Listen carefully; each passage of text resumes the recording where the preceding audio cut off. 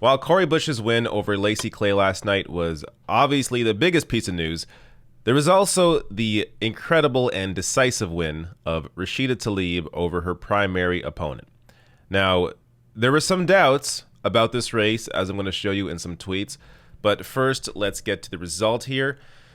Rashida Tlaib winning her seat, retaining it, 66.1% to Brenda Jones at 33.9%. Now, Brenda Jones wasn't just some nobody. She was actually the Detroit City Council president. So she had some help. And as I'm going to get to, I believe right here, you will understand the amount of pressure that Rashida Tlaib was under, given that the entire Detroit Democratic Party establishment was trying to get her out of that seat. So this from The Intercept. This time around, all of Tlaib's 2018 opponents united against her, a difficult proposition given that she had received just 31% of the vote in 2018. But Tlaib gained greatly from the national publicity around the squad and dramatically outraised Jones, 3 million to 270,000. Tlaib also had the support of organized labor, a blow to Jones, a former Communications Workers of America local president who had gained labor support in the previous election.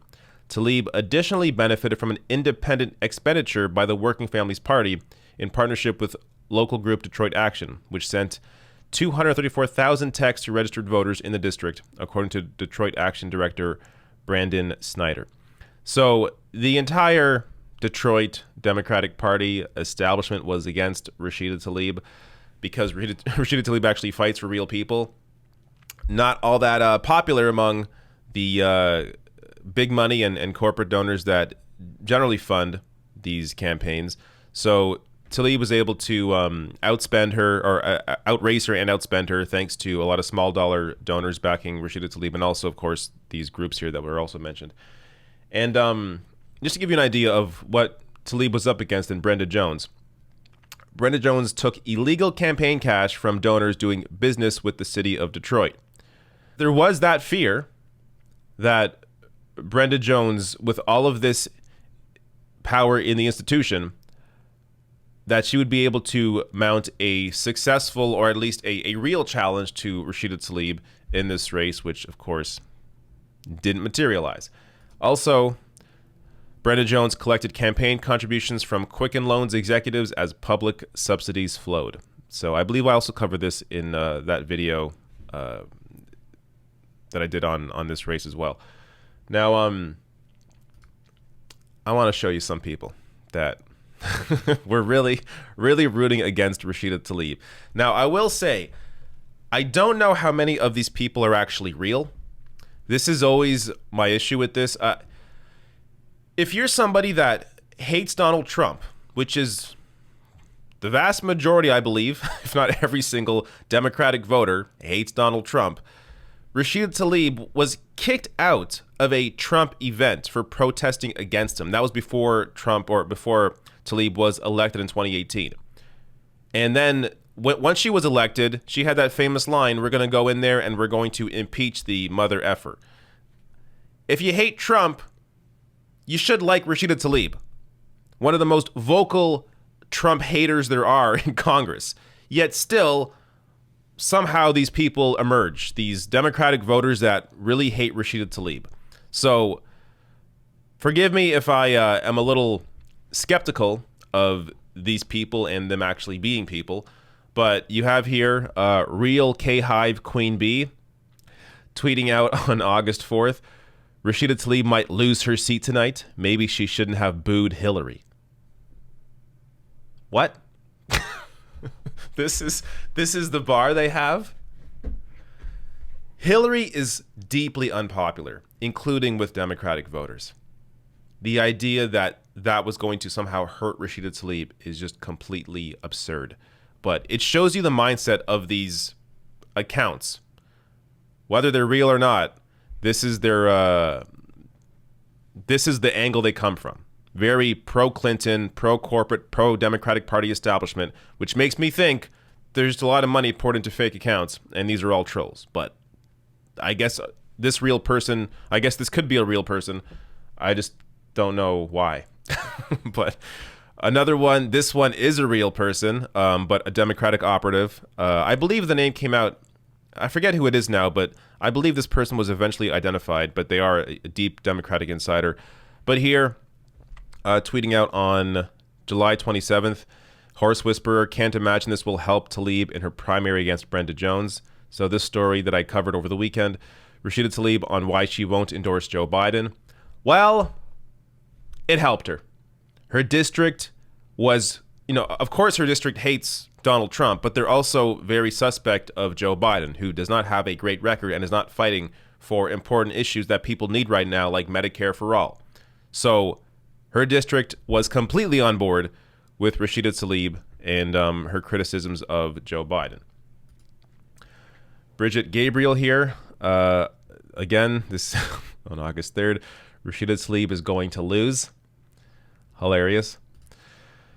Miss Aja, again, this is a person, I'm not sure if this person's real. I know this person's real. I'm not quite sure what their angle is, but they are a national security expert.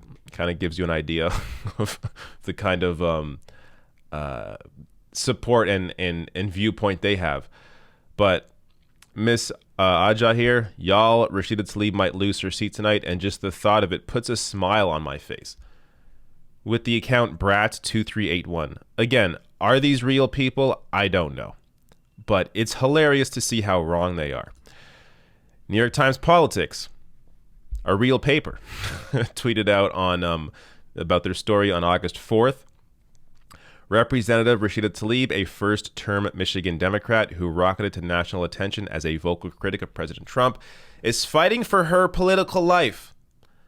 Fighting for her political life, locked in a close primary race that could be decided by a few hundred mail-in ballots.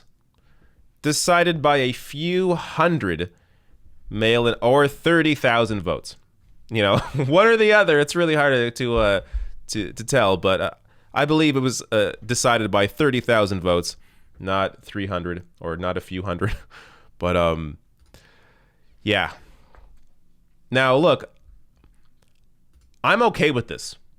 I'm perfectly okay with press like this, because what it tends to do is it excites the base that Rashida Tlaib has to go out and vote.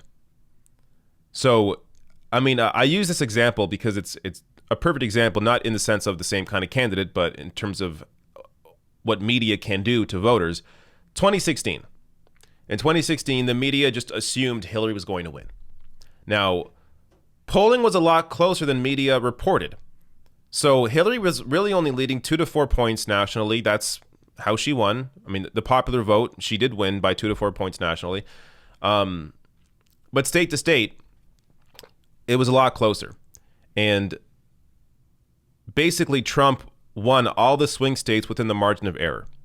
But the media made it out as, oh, Hillary's definitely going to win. I mean, she has this 99%, I believe that was HuffPost, 99% chance Hillary's going to win. Now, if you're a Democratic voter and you're already not all that excited about Hillary Clinton, like you hate Trump, but you don't really care for Hillary too much, you don't want to go out and vote, it's, you have to possibly stand in line for a few hours. Are you really going to go through all that work if you're being told by everybody that Hillary's definitely going to win? Well, a lot of people don't go out and vote in that scenario. And that's what happened. That's at least part of what happened in 2016. A lot of voters that normally would go out and vote and would have voted for Hillary Clinton just stayed home because they assumed she was going to win. So when you have press like this that is acting like it's going to be a close race, close primary race, fighting for her political life, you're going to get a lot more of those voters out that you need to actually come out and vote for you. Now, here you go. Rashida Tlaib tweeting out after the big win saying, headline said I was the most vulnerable member of the squad. My community responded last night and said our squad is big. It includes all who believe we must show up for each other and prioritize people over profits. It's here to stay and it's only getting bigger. Referring to people like Jamal Bowman and Cori Bush, who also took down incumbents and are going to be in Congress next year. Now, I do want to mention one more big win here in Michigan. So Karen McDonald defeats Jessica Cooper in primary for Oakland County prosecutor. So this was a race I was not paying attention to at all, didn't know much about. But when I read into it and was reminded of this, so actually let me read this. McDonald, a Michigan Circuit Court judge, had gradually come to realize that the real power in the criminal justice system rested with prosecutors, so she stepped down and challenged Cooper, the hardline incumbent. Oakland County's criminal justice system recently attracted attention for incarcerating a 15-year-old girl for not doing her homework. So I covered this story a few weeks ago. You may remember this because it was a completely insane story. But a 15-year-old girl was incarcerated for not doing her homework. So the county attracted attention over that, and this was in the middle of this race with McDonald challenging Cooper, and voters agreed with McDonald. McDonald is perhaps uniquely well positioned to reform the Oakland County Prosecutor's Office. She has seen the way that the justice system fails people and families from nearly every systemic angle. Her platform calls for an end to cash bail, pressure on prosecutors to amend and reduce charges, a commitment to revisit old convictions, an end to marijuana possession prosecutions, and an array of diversionary programs. So programs away from, simply giving people a criminal record. So this is another important win here. One that's a little, lower profile, but important when it comes to criminal justice and how the system treats individuals. So incredible. Last night was really there's also Pramila Jayapal who retained her seat as well in her challenge. I believe got 80% of the vote. So important people, fighters winning their races, and people that you're going to need in Congress, especially if it's a Joe Biden presidency. And you need people out there like Cori Bush, like Rashida Tlaib in Congress fighting for everyday Americans against the Democratic Party establishment.